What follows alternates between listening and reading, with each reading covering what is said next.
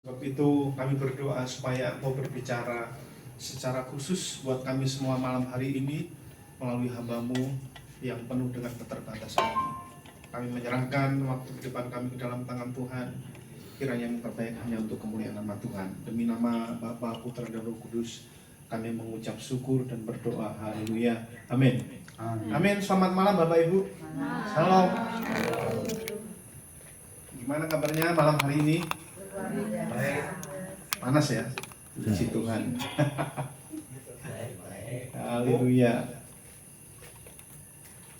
Bapak Ibu, saya akan menyampaikan apa yang saya dapat dalam perenungan saya selama Paskah ya.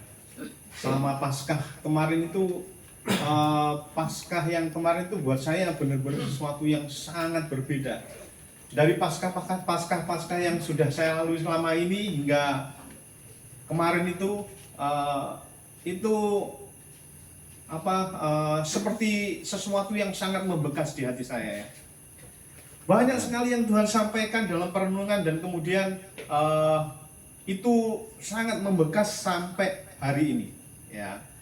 Karena sebelum memasuki Paskah itu ada beberapa hal yang memang saya tanyakan secara khusus dengan Tuhan ya. Ada beberapa yang memang saya tanyakan, saya bukan bertanya mengenai bagaimana hidup saya ke depan, tidak seperti itu ya. Terus bagaimana nasib kami keluarga, bagaimana pekerjaan dan lain, bukan seperti itu. Pertanyaan saya ya seputar mengenai pekerjaan-pekerjaan Tuhan, kemudian mengenai apa yang saya tidak pahami di dalam firman Tuhan dan beberapa hal yang berkenaan dengan itu. Kemudian melalui Paskah itu Tuhan seperti menyingkapkan banyak hal ya, sampai saya terkagum-kagum ya. Lagu ini juga sungguh sangat membekas di hati saya karena begitu saya nyanyikan atau begitu mendengar orang menyanyikan lagu ini, rasanya memang hati ini tidak bisa untuk berhenti mengagumi ya, karena memang betapa luar biasanya Tuhan kita. Nah, itu perlu kesadaran Bapak Ibu ya.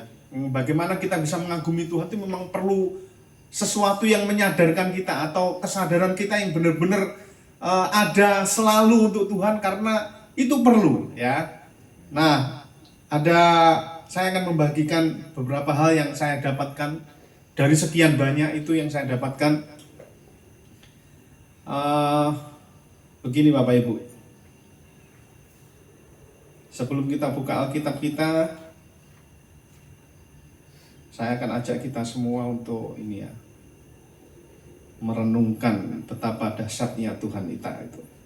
Ya, jadi Paskah kemarin itu adalah sesuatu momen yang buat saya itu sangat berarti ya. Ada dua hal yang saya dapatkan dalam kehidupan saya secara pribadi melalui perenungan ya. Saya tidak tahu apakah ini Bapak Ibu juga seringkali direnungkan dalam kehidupan Bapak Ibu kalau menjalani hari-harinya. Karena biasanya Paskah itu, ini yang saya sering alami juga dalam hidup saya secara pribadi. Paskah itu memperingati ya seperti yang sudah kita penderitaan Kristus, kematian dan kemudian kebangkitan. Nah, biasanya cukup sampai di situ ya, biasanya. Tapi kemarin benar-benar saya ngambil waktu untuk merenungkan begitu dalam sebenarnya apa yang terjadi, maksud dan tujuan dan segala macamnya itu saya benar-benar renungkan, ambil waktu secara khusus. Dan dari kata ini saja, Kristus datang untuk menebus hidup kita, Kristus datang untuk memberikan hidup kita, itu memberikan banyak sekali pemahaman-pemahaman yang membuat saya wow gitu ya, membuka banyak pikiran yang selama ini benar-benar biasa saja ya. Bapak Ibu sering mendengar ya, Tuhan Yesus datang turun ke dunia ini untuk memberikan hidupnya menjadi penebusan bagi hidup kita. Sering mendengar kata-kata ini? Sering ya? Paskah, Yesus datang menderita untuk hidup kita. Itu sering mendengar seperti itu ya. Nah, ini benar-benar menyentuh hati saya. Nah, saya berpikir, kenapa Tuhan Yesus kok sampai datang memberikan hidupnya untuk mati di kayu salib? Kenapa kok sampai sebegitunya? Nah, kalau kita lihat ya, awal tujuan Allah menciptakan kita ini serupa segambar, semua sesuai, dan Allah punya tujuan, punya maksud. di mana maksud-maksudnya itu sudah tertata sedemikian sedemikian rupa. Dan kemudian karena manusia ini jatuh ke dalam dosa, akhirnya rusaklah itu semua. Nah, saya menyadari bahwa kenapa kok sampai Allah itu memberikan dirinya mati di kayu salib untuk menebus hidup kita tuh. Kenapa kok sampai sebegitunya? Pernah nggak kita berpikir? Ya, sebenarnya satu Bapak Ibu, karena dosa dan kesalahan manusia. Ya, karena dosa dan kesalahan manusia, makanya kita ini terpisah dari Allah. Ya, terpisah. Keadaan kita ini terpisah. Kalau dulu menyatu dengan Allah, kemudian berdosa, dan ini menjadikan keadaan yang terpisah. Keadaan terpisah, dan kemudian ini kalau saya pikirkan, dosa yang dibuat manusia, itu tidak hanya sebuah kesalahan moral yang mungkin hanya bisa ditebus dengan pengajaran-pengajaran moral yang baik, kemudian menghasilkan satu perubahan hidup dan lain sebagainya. Tidak hanya seperti itu. Tetapi dosa ini adalah dosa yang berhubungan dengan maut. Dengan maut, Bapak Ibu. Ya, kalau saya pikirkan, wah, begitu manusia jatuh dalam dosa, terpisah keadaannya dengan Allah, dan manusia harus menghadapi maut. Karena upah dosa adalah maut. Upah dosa ini adalah maut, makanya Kristus harus memberikan dirinya, memberikan hidupnya.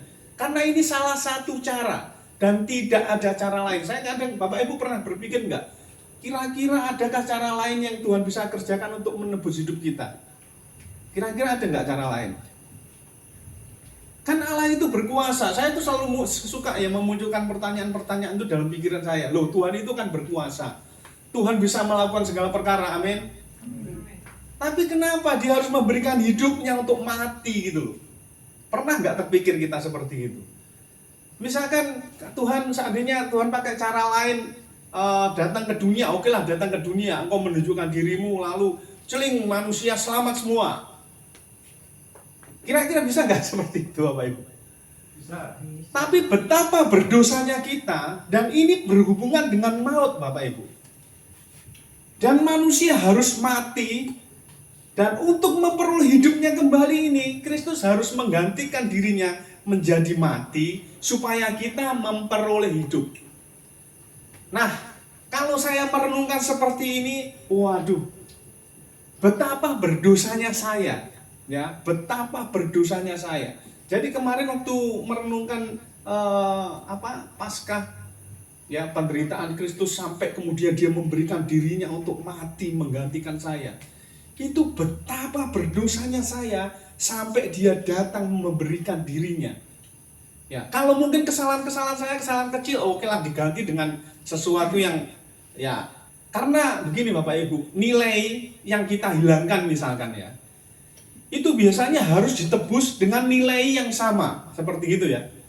Misalkan seseorang menghilangkan HP saya, kalau saya meminta tebusan, pasti senilai yang sama. Ya, biasanya kan kalau adilnya kan seperti gitu. Secara memang harus seperti itu ya. Kalau kita kehilangan HP, seseorang yang menghilangkan, kita minta ganti, pasti kita minta gantinya sesuai dengan nilai. Ya. Nah, Kristus itu memberikan dirinya untuk menjadi tebusan dalam hidup ini. Betapa dosa kita ini betapa luar biasa. Ya, saya merenungkan, betapa berdosanya, ini satu yang saya dapat ya. Betapa berdosanya saya. Mungkin Bapak Ibu kalau sekedar tahu saya ini orang berdosa, hanya sekedar sampai di situ, kita nggak akan bisa memahami betapa kasihnya itu luar biasa yang memberikan dirinya untuk menggantikan kita menjadi mati gitu. Tapi karena saya begitu, waduh ini luar biasa ya. Kalau saya nggak bisa menggambarkan betapa saya mengalami sesuatu yang dalam sekali gitu ya. Akhirnya saya mendapati seperti ini Bapak Ibu. Yang pertama adalah betapa berdosanya saya, sampai dia rela datang untuk memberikan dirinya. Kalau mungkin kesalahan saya atau dosa saya itu tidak seberapa, yang tidak berakibat maut, mungkin Allah tidak perlu memberikan dirinya untuk menebus hidup saya. Begitu kira-kira ya. Tetapi karena dosa ini menghasilkan maut, makanya dia datang memberikan dirinya, sehingga kita memperoleh hidup. Nah, itu artinya betapa besarnya dosa ini loh, Bapak Ibu. Akhirnya dia datang untuk memberikan dirinya menjadi penebusan untuk hidup kita. Nah, ini yang pertama yang saya dapatkan ya. Karena betapa saya merasa berdosanya saya, akhirnya saya melihat diri saya ini seperti ini. Ya. Nah, Bapak Ibu kalau suka merenungkan kasih Tuhan dan cintanya Tuhan, apa saja yang Tuhan kerjakan kalau kita suka duduk merenungkan, ini akan dapat banyak hal dalam kehidupan Bapak Ibu. Dan ini akan mempengaruhi pola pikir. Pola pikir terpengaruh, otomatis tindakan juga akan terpengaruh. Jadi kalau Bapak Ibu misalkan mengharapkan seseorang, orang itu kok jahat sekali ya. Orang itu nggak pernah berubah. Orang itu sudah sering ke gereja tapi hidupnya kok masih berbuat dosa dan lain sebagainya. Itu kayak hal yang biasa saja. Nah, yang seperti itu karena memang tidak dirubah dari pola pikirnya. Dan dari pola pikir ini ditentukan oleh semakin banyaknya kita merenungkan firman Tuhan, itu akan semakin mengubah pola pikir. Otomatis pola pikir ini akan merubah tindakan. Ya, tindakan kan ditentukan dari pola pikir. Nah, kalau pola pikir ini isinya firman Tuhan, kita akan melakukan segala sesuatunya itu sesuai dengan yang kita renungkan. Nah, jadi saya merenungkan betapa berdosanya saya. Akhirnya saya berpikir menghasilkan seperti ini Bapak Ibu ya. Harusnya menghasilkan seperti ini. Karena saya melihat betapa berdosanya saya. Akhirnya ini berhubungan dengan kerendahan hati. Saya begitu melihat orang lain, melihat orang-orang yang sekitar saya, melihat orang-orang yang berdosa dan segalanya itu, saya selalu melihat bagaimana cara Tuhan melihat mereka. Nah, akhirnya menjadi seperti itu. Terus kemudian kalau kita misalkan merasa bahwa kita ini orang yang benar-benar berdosa dan Tuhan memberikan hidupnya untuk kita, harusnya tidak ada orang yang menghakimi orang lain. Amin. Karena apa? Karena kita juga merasa berdosa. Kita juga orang yang mendapatkan kasih karunia. Kita orang yang dilayakkan untuk menerima kasih karunia. Nah, kalau kita sendiri orang yang berdosa dan dilayakkan, nah seharusnya tidak ada lagi kita menghakimi, orang itu begini, orang itu begini dan lain sebagainya. Itu tidak ada yang seperti begitu. Nah, ini satu poin yang saya dapatkan, begitu saya merasa memang benar-benar pengorbanannya dia yang berikan untuk saya ini, karena betapa besarnya dosa saya. Sehingga kalau saya ini orang yang berdosa, seharusnya saya tidak layak untuk menghakimi orang lain. Karena apa? Saya sendiri adalah orang yang berdosa. Nah, jadi Bapak Ibu, kalau misalkan ketemu orang, nah misalkan orang itu di mata kita, jelek lah, buruk lah pokoknya. Nah, kira-kira kita layak nggak menghakimi? Nggak layak ya menghakimi ya. Karena apa? Kita sendiri adalah orang yang berdosa. Kita sendiri adalah orang yang menerima kasih karunia. Nah, itu yang pertama. Kemudian yang kedua, Kristus datang itu memberikan hidupnya itu dengan kerelaan. Saya bacakan dulu Alkitabnya supaya kita lebih ini ya, lebih kita buka Alkitab kita di dalam Roma 5 ayat yang ke-8, saya minta tolong seseorang membacakannya. Roma 5 ayat yang ke-8.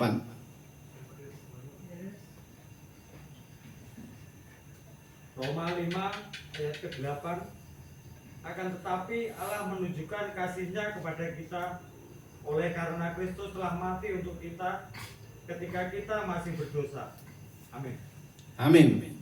Dilanjutkan lagi di Ibrani pasal 12 ayat yang kedua.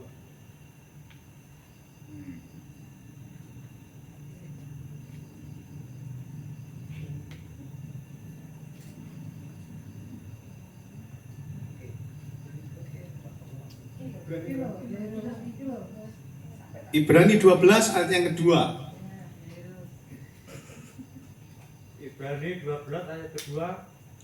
Marilah kita melakukannya dengan mata yang tertuju kepada Yesus yang memimpin kita dalam iman dan yang membawa iman kita itu kepada kesempurnaan, yang dengan mengabaikan kehinaan tekun memikul salib ganti sukacita yang disediakan bagi Dia, yang sekarang duduk di sebelah kanan tahta Allah. Amin. Amin. Yang dengan mengabaikan kehinaan, Allah itu tahu, Kristus itu tahu bahwa ketika dia datang akan dia terima segala hinaan, penderitaan dan lain sebagainya. Dia mau mengabaikan itu dengan tekun memikul salib. Nah, dia tidak datang dengan terpaksa, tapi memang dia memberikan dirinya untuk menjadi penebusan bagi hidup kita. Amin. Artinya apa? Artinya begini Bapak Ibu. Yesus memberikan dirinya karena betapa berharganya buat dia orang yang dia harus tebus. Amin. Betapa berharganya kita, betapa berharganya saya, betapa berharganya kita. Makanya Kristus menganggap dirinya ini nilainya sama dengan kita. Ya, padahal sebenarnya kita ini nggak layak. Tetapi dia menganggap bahwa yang saya tebus ini adalah berarti, berharga.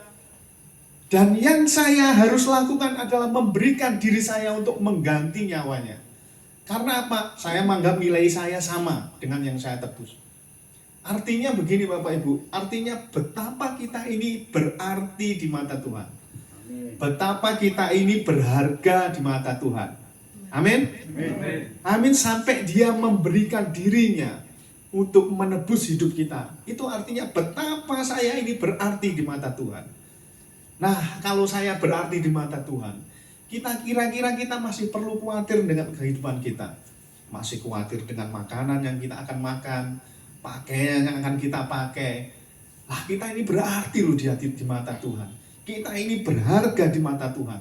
Masakan Tuhan akan membiarkan kita untuk kelaparan? Masakan Tuhan akan membiarkan kita dengan penderitaan yang berlarut-larut? Kalaupun punya Tuhan, Tuhan punya tujuan, itu pasti akan luar biasa. Nah, saya akan, ini berkenaan dengan apa yang saya dapatkan. Saya merasa bahwa akhirnya betapa berharganya saya di mata Tuhan. Ketika saya merasa bahwa saya berharga di mata Tuhan, untuk apa lagi saya khawatir? Saya percaya bahwa kalau saya berharga, Tuhan akan pelihara, amin. Tuhan akan menyediakan, amin.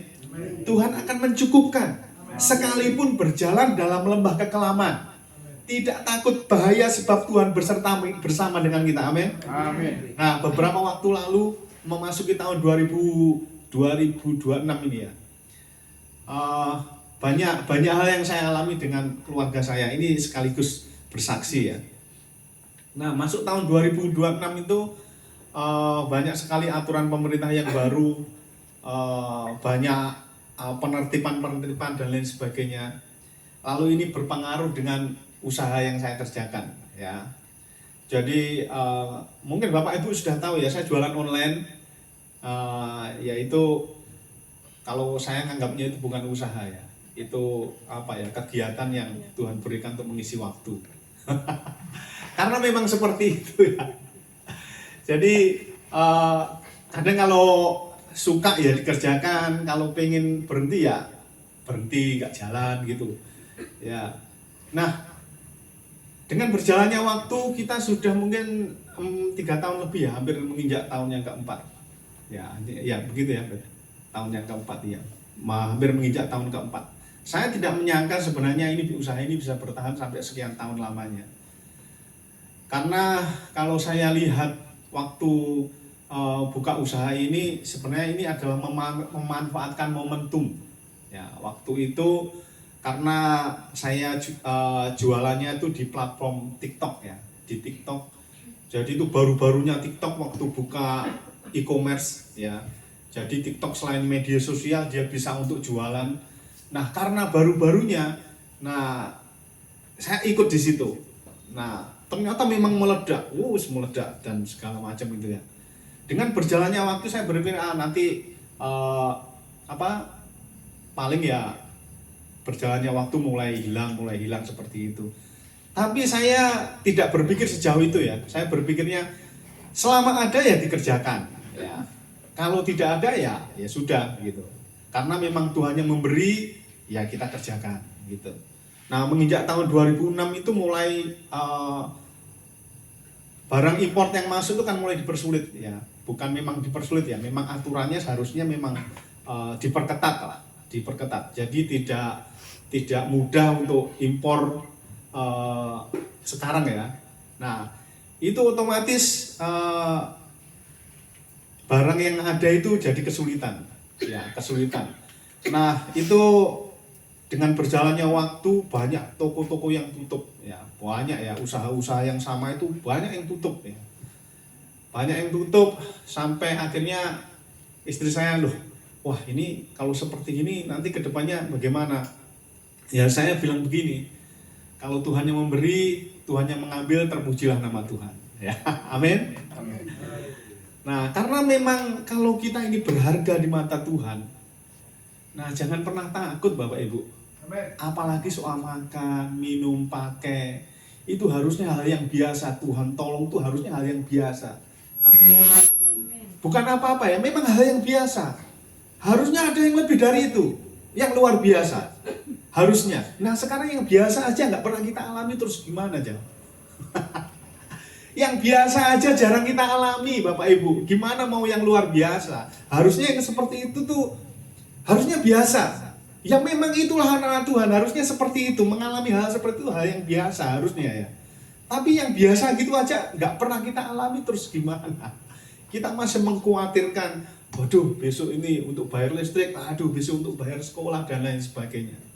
Nah kalau kita melihat betapa berartinya saya di mata Tuhan, kita nggak mungkin takut seharusnya kalau kita benar-benar memahami ini.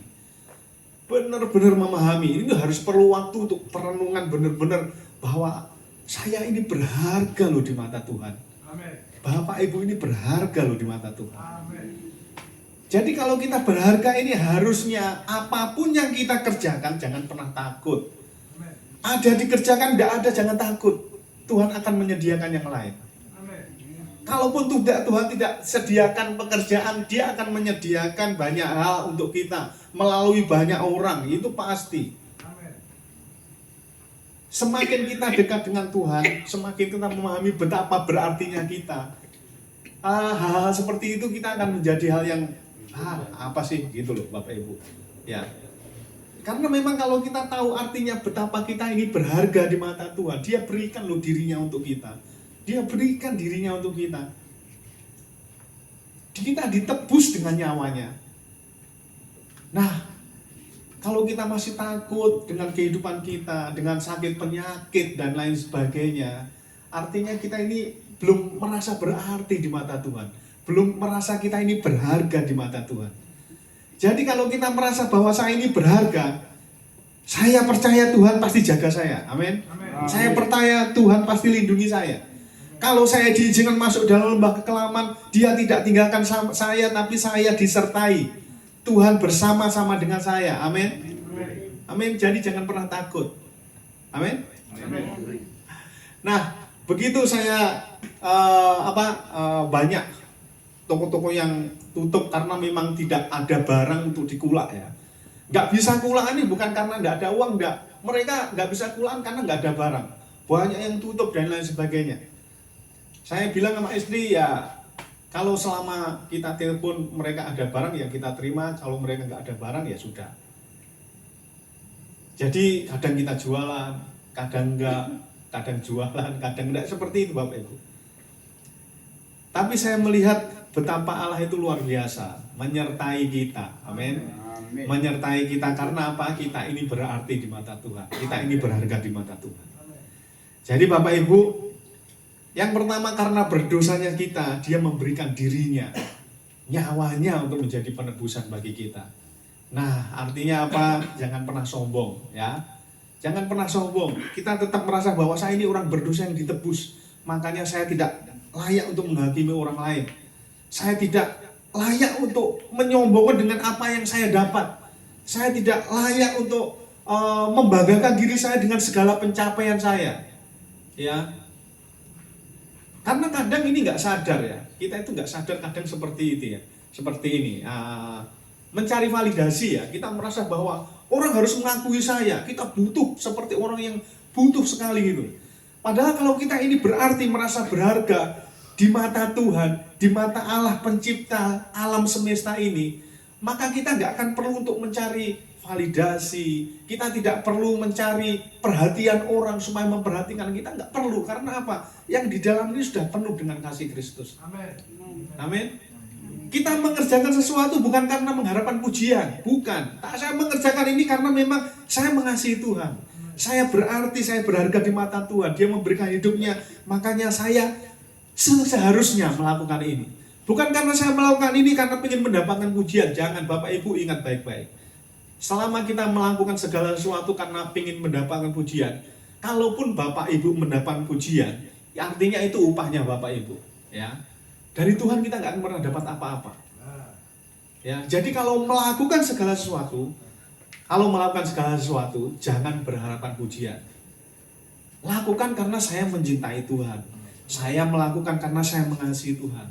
Saya melakukan karena saya betapa, kalau saya melihat hidup saya ini, Tuhan menjadikan saya ini yang sampah loh, diangkat, dijadikan berarti di matanya Dia.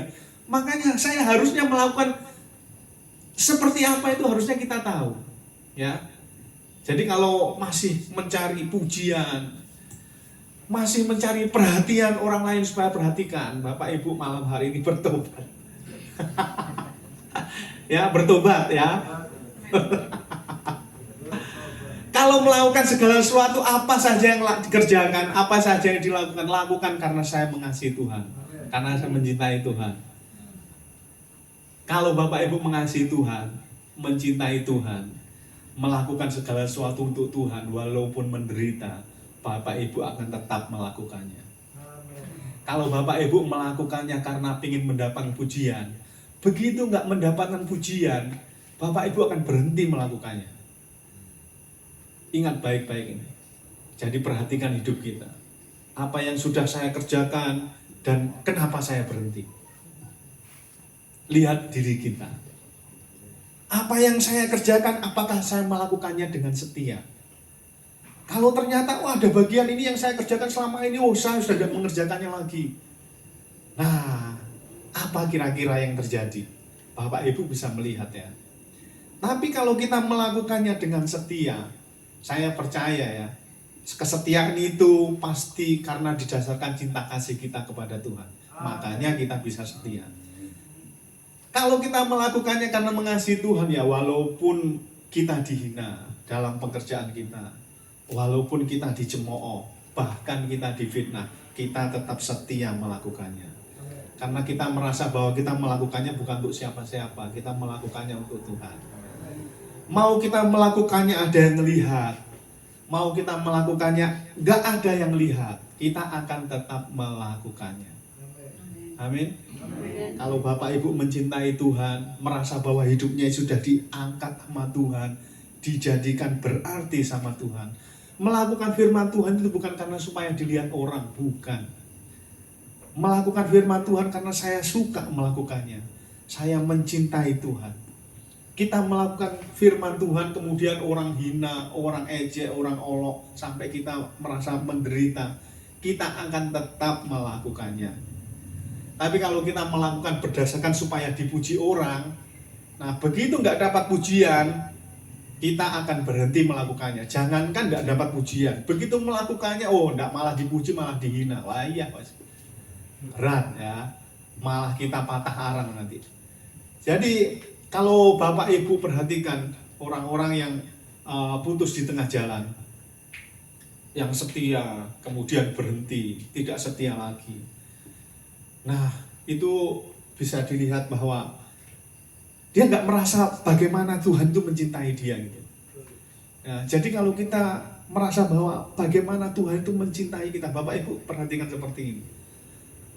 Kalau saya lihat istri saya melihat betapa cintanya dia sama saya seperti apa. Ya, Bapak Ibu misalkan dengan istri suami ya, saya melihat betapa dia cintanya sama saya.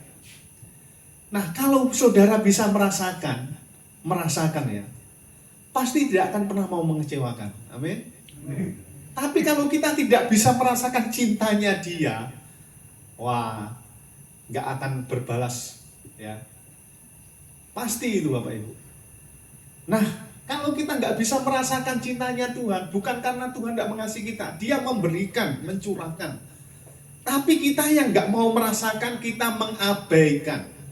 Jadi seolah-olah itu cinta bertepuk sebelah tangan ya. Tuhan mencintai, tapi kita nggak mencintai. Kita mengabaikan, kita lebih suka hal duniawi. Kita lebih suka memikirkan pekerjaan, kita lebih suka mencari uang, kita lebih suka menghabiskan waktu dengan hal-hal duniawi dan lain sebagainya. Kita nggak akan pernah merasakan cintanya Tuhan. Kasihnya, betapa berartinya kita di matanya Dia, kita nggak pernah merasakan itu. Karena apa? Ya kita mengabaikan. Nah, malam hari ini, Bapak Ibu, kiranya ini menjadi berkat bagi kita semua. Amin. Sadarilah bahwa kita ini orang berdosa, ya. Kita ini orang berdosa.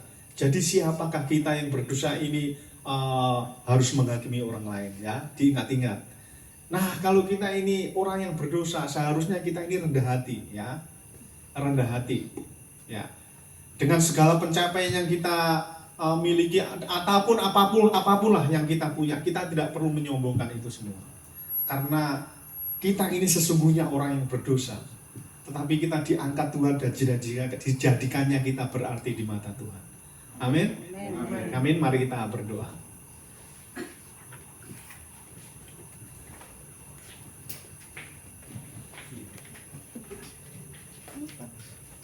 Kita bangkit berdiri Bapak Ibu.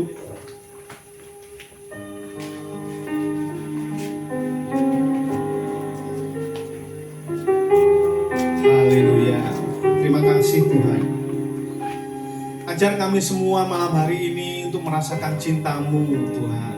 Kami tidak mengabaikannya, tapi kami benar-benar menemukan cinta itu dalam hidup kami. Supaya kami benar-benar kagum akan Engkau. Betapa luar biasanya Engkau dalam hidup kami Tuhan. Terima kasih Tuhan, terima kasih. Ku kagum hormat akan Engkau.